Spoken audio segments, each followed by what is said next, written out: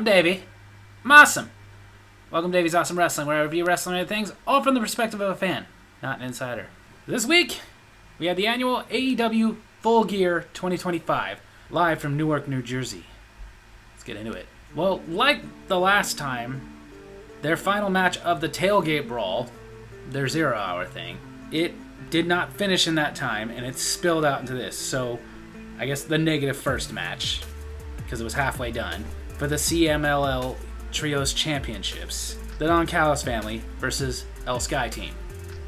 So getting underway, it was in the middle of it, and it was a good match. Just the thing is, this novelty is already wearing off. Like, it was kind of cool last time when that happened. Now this is just kind of like, okay, this is a little obnoxious. But the storytelling in this is, of course, we know the tensions between Konosuke Takeshita and Okada. Okada was not there until the match had already spilled out into Full Gear. That's when he finally showed up. And of course, there's tension between him and Takeshita, which is why Mystico ended up getting the win over Takeshita, retaining the CMLL Trios Championships for El Sky Team. So, for the story being told and everything, I guess I would give it a 3 out of 5. Yeah! But now on to the official first match of the night, the No BS match of Pac versus Darby Allin. It was a great match. Some really cool things, like one thing I can't think of another time I've ever seen before, Pac giving a gorilla press slam to Darby Allin on the apron right onto the floor. They were saying something like, at least he didn't throw him into the table. I think that probably would have hurt less. But even though Pac said that there was no BS this time, there turned out to be some BS. As Wheeler Yuta came out, got involved, distracted the referee enough for Pac to grab Sting's bat and hit Darby Allin with it to get the pin and the win. Making it clear that the rivalry between him and Darby Allin is definitely not over. And it was a really good official opener, so I would give it a 4 out of 5. Yeah! Then a 4-way tag team match between the 4 remaining teams in the Women's Tag Team Championship Tournament. The winner of this would get to decide the stipulation of their semi-final match. The contestants, the Sisters of Sin, versus Megan Bayne and Maria Shafir, versus the Babes of Wrath, versus the Timeless Love Bombs. It was a good match. I mean, for a 4-way tag team match, it wasn't stellar, but it was good. Led to a little redemption from Blood and Guts when Marina Shafir was about to tap out Mina Shirakawa, Megan Bayne making Toni Storm watch, but Toni Storm was able to interfere and save Mina Shirakawa. Then a little later in the match, Toni Storm was able to get a roll-up onto Harley Cameron, get the pin, the win, and the Timeless Love Bombs get to decide the stipulation of their semi-final match. Like I said, it was a really good match, but for a 4-way, I just felt it could have been a little bit better. So not even a 4, but still a very solid 3 out of 5. Yeah!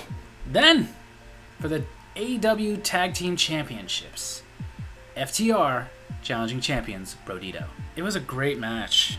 Not just the back and forth, which was really good, but the story being told. As Brody King was about to come out doing a suicide dive onto Dax Harwood, his manager Stokely Hathaway pushing him out of the way, getting caught with that suicide dive, and then Cash Wheeler catching Brody King with a tornado DDT off the apron onto the floor, incapacitating Brody King for most of the match, leaving Bandito by himself against FTR.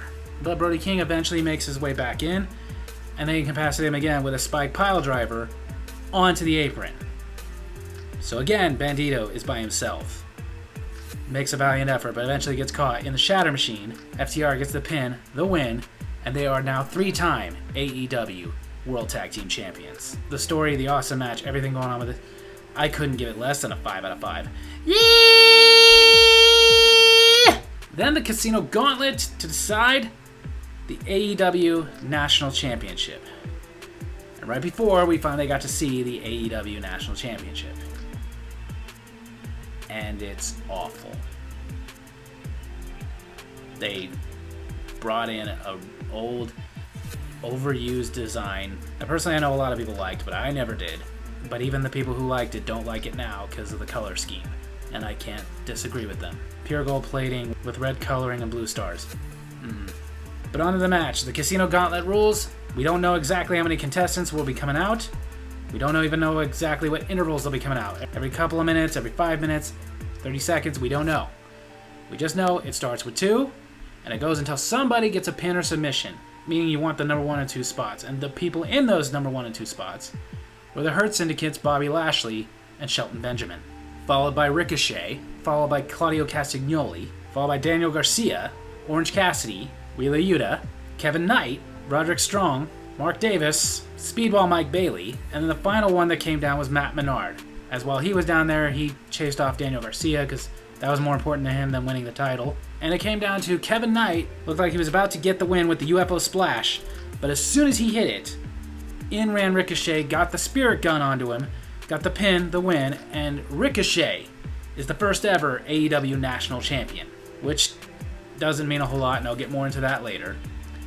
But it's a good match. It's a great match, a match that should be a 5, but when you got a title that we really think is not necessary, and then even worse, it looks terrible, we can't get that behind it. So I'm only going to give the Casino Gauntlet for the National Championship a 3 out of 5. Yeah! Then a no-holds-barred match between Jon Moxley and Kyle Fletcher. It was a great match. Kyle Fletcher wanting to tap out Jon Moxley. Jon Moxley wanted redemption for tapping out in Blood and Guts to Kyle Fletcher. And during the match, they were saying that Kyle Fletcher may have broken his arm. But it didn't stop him from eventually getting the heel hook onto Jon Moxley and getting him to tap out, making Kyle Fletcher the winner. A huge win for Kyle Fletcher. And at first it looked like Jon Moxley was going to give him respect, but then they just beat the crap out of Kyle Fletcher, hurting his arm even more. Either way, this match was so brutal and awesome. 5 out of 5. Yeah! Then for the TNT Championship, Mark Briscoe challenging Kyle Fletcher. The stipulation being not only is it no holds barred, but for Mark Briscoe to get one more chance, he had to agree that if Kyle Fletcher wins against Mark Briscoe, then not only does he retain the title, but Mark Briscoe has to join the Don Callis family. This match was freaking awesome. I mean, it's a no-holds-barred match with Mark Briscoe. You know it's going to get brutal and bloody, but some of the stuff done, like getting one of the really tall ladders, Mark Briscoe being at the top, Kyle Fletcher being on the ladder, yet Mark Briscoe doing a froggy bow to a standing Kyle Fletcher on the ladder through a table. It was probably the most insane moment of the night, and it didn't even work. What later worked was Mark Briscoe getting the J Driller onto Kyle Fletcher, getting the pin, the win, and he is the new TNT champion, which is not only really awesome because Mark Briscoe is the champion, but even more awesome, he decided to bring out his own customized TNT championship. It was a great match, easily a 5 out of 5. Yeah! Then a $1 million trios match. The winning team gets $1 million. The Young Bucks and Josh Alexander versus Jurassic Express and Kenny Omega, with Don Callis doing this as a way to get the Young Bucks to join the Don Callis family. There was too much to go through in one match because this match was insane, as you would expect. With the Young Bucks, Kenny Omega, Jurassic Express, Josh Alexander, it was so freaking insane. It was the good kind of chaos where you had to keep watching because you could easily miss something. But it went until the Young Bucks got a BTE trigger onto Jack Perry, and Nick Jackson was able to get the pin over him, making it to where they won the $1 million plot. However, after the match, as they were leaving and talking to Don Callis, several members from the Don Callis family were in the ring beating up Kenny Omega, specifically trying to break his leg. So the Young Bucks, feeling conflicted enough, finally ran in and took out the Don Callis family, making it clear that not only are they not joining, but the Elite is back. This is awesome. Although I don't think they got any of their $1 million. Either way, this match, another 5 out of 5. Yeah! Then for the Women's World Championship, TBS champion and 13 belt holder Mercedes Moné was looking to become 14 belt Moné against champion Chris Statlander. Another awesome match. Not just the back and forth, not just the story being told with Mercedes Moné really working Chris Statlander's arm, but towards the end, it was a freaking reversal fest. Mercedes Moné reversing the Saturday Night Fever over and over again. Chris Statlander reversing the Moné Maker again and again. Until finally she was not only able to reverse it and get out of it, but get Mercedes Moné into the Saturday Night Fever, get the pin, the win, and retain her AEW Women's World Championship. Also give herself redemption, as she's previously lost to Mercedes Moné, and also being only the second time Mercedes Moné has been defeated in AEW, and both times were for the Women's World Championship. There's just so much going on there that's awesome. A 5 out of 5. Yeah! Then the main main event for the AEW Men's World Championship. A steel cage match between Samoa Joe and Hangman Adam Page. Another awesome match. Of course, the Ops came out, got involved. Katsuyori Shibata, who was stopped by Eddie Kingston. Will Hobbs, who was stopped by Hangman Page himself. Because as we know, steel cage matches are to keep everybody out, but it never works. But then at some point after Will Hobbs, out comes Hook, who hits Hangman Page with the belt, making it clear that he's back with the Ops. This allows Samoa Joe to get the Muscle Buster onto Hangman Page on top of the belt, get the pin, the win, and for the second time, Samoa Joe is the AEW World Champion.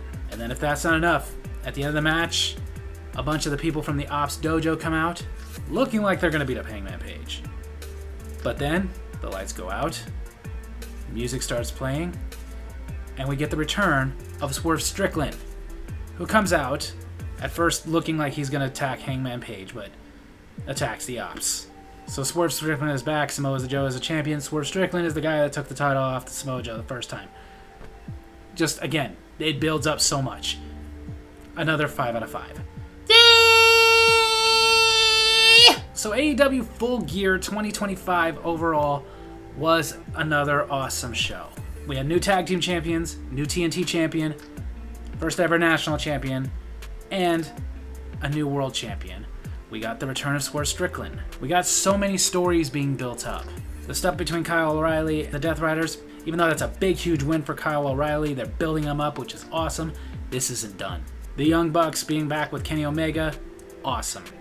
And obviously, they're now going to be feuding with the Don Callis family. The new tag team champions, I'm happy about that. Not just because I like the Elite, but not trying to be mean, but Bro Dito really wasn't catching fire like they were hoping it would.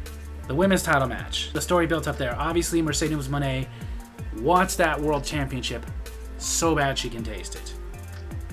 But that's the one title she can't get. This is building it up, because I think we know someday she's going to win the title. But I hope that when she does win that title, that she doesn't have 13 other titles to add to the collection, but that it comes down to it's about that title. That would build up not only the title, but the champion as well. Not to mention a big win for Chris Statlander. Even the World Championship, the way they ended it, I'm happy that Samoa Joe is the champion again.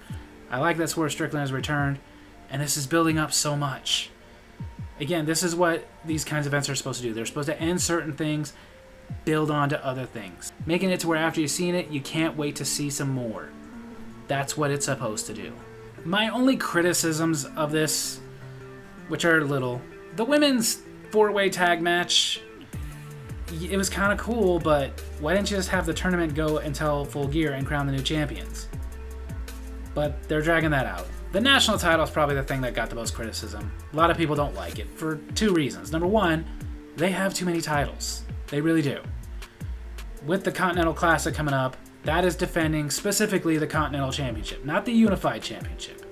Making it clear that eventually the International and Continental are going to be split up again. Whether it's sometime during the tournament or later, it's going to get split up. That means that they have 4 men's mid-card titles. The TNT, the International, the Continental, and now the National. And then there's even that. You have the International and the National. That's kind of stupid. And at this point, we really kind of look at it like there's 1 upper mid-card title and 3 lower mid-card titles. That, again, is stupid. And then the belt itself, when it was debuted. I understand Tony Khan is a belt mark. So am I. But I would not do this. Just way too many. When they unified the International and Continental Championships, a lot of us were like, well, good. Because 2 mid-card titles, okay. 3, you're pushing it. 4 is way too much. And then the belt itself, it looks like that throwback design, and everybody is hating that. Because whereas, yeah, a lot of people did like those old designs, personally I didn't, I hated them. It's just too old a design. We wanted something new, something we'd never seen. And then the color scheme in itself, I can't help but say that of all the ways that this design was used, and was a lot, it's probably the worst.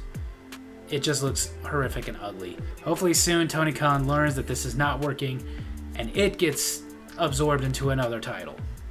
But we'll see, I guess. That's really the only big criticism I had about the show. But other than that, there was no bad matches.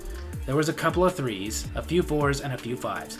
It was overall a really, really good show. Very entertaining. Gets me excited to see what's going on next time. I actually love this one enough to where even though not every match was perfect and the show overall wasn't perfect, I'd still very easily give this a 5 out of 5. Yeah! So there you have it. That's my wrestling review this week. I hope you guys enjoyed it, and if you did, make sure to hit like, hit subscribe, hit the little bell so you get notifications for when I post the videos. Leave a comment I can respond to in my next comment corner.